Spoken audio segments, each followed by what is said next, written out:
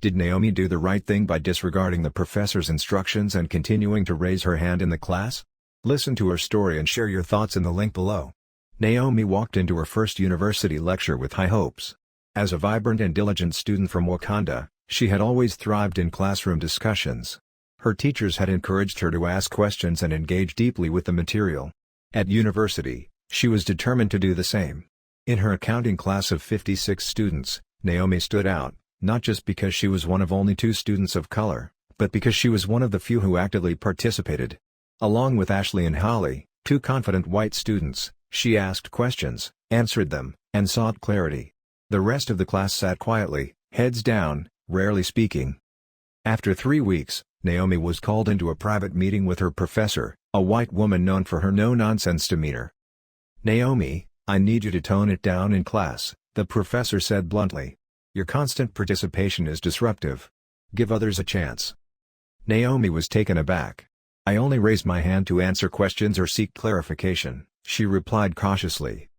"Well, it's too much. Let others speak," the professor insisted. Confused but respectful, Naomi stepped back and observed. Over the next week, she noticed that Ashley and Holly continued their active participation without reprimand, earning frequent praise. When she approached her classmates, many admitted they appreciated her questions because they too struggled to understand but were too intimidated to ask. Emboldened by their support, Naomi resumed raising her hand. But the professor ignored her completely. Even when she was the only one with her hand raised, the professor would call on Ashley or Holly, or no one at all. To Naomi's surprise, Ashley and Holly noticed this pattern and decided to stop participating in solidarity.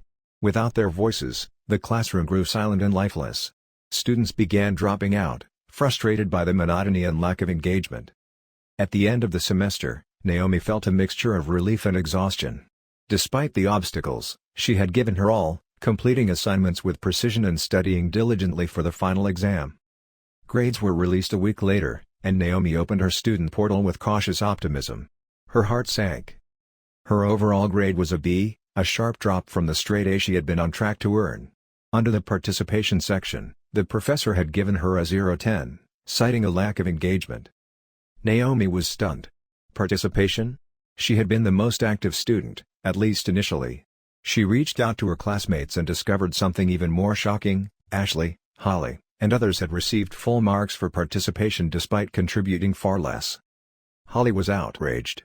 "This is blatant discrimination," she said, rallying the class. "We're not letting this slide."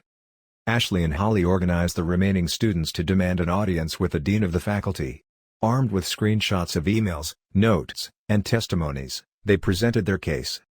The dean was alarmed by their claims and launched an investigation. Over the next few weeks, patterns of biased behavior emerged, not just against Naomi but other students of color in the professor's past classes. The investigation culminated in a tense meeting where Naomi, her classmates, the professor, and the dean faced off.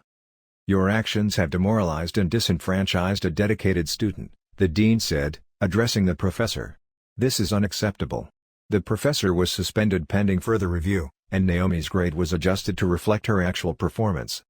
The ordeal left Naomi shaken but resolute. When Ashley and Holly suggested they start an initiative to combat discrimination in the faculty, she hesitated at first. But with encouragement from her classmates, Naomi agreed. At the initiative's first event, the room was packed with students eager to share their stories. As Naomi took the stage, she looked out at the diverse crowd. "I've learned that silence isn't the answer," she said, her voice steady. "By speaking up, we create change, not just for ourselves but for everyone who comes after us." The applause was thunderous. Naomi had turned her pain into purpose, becoming a symbol of resilience and hope. Like, share and subscribe for more.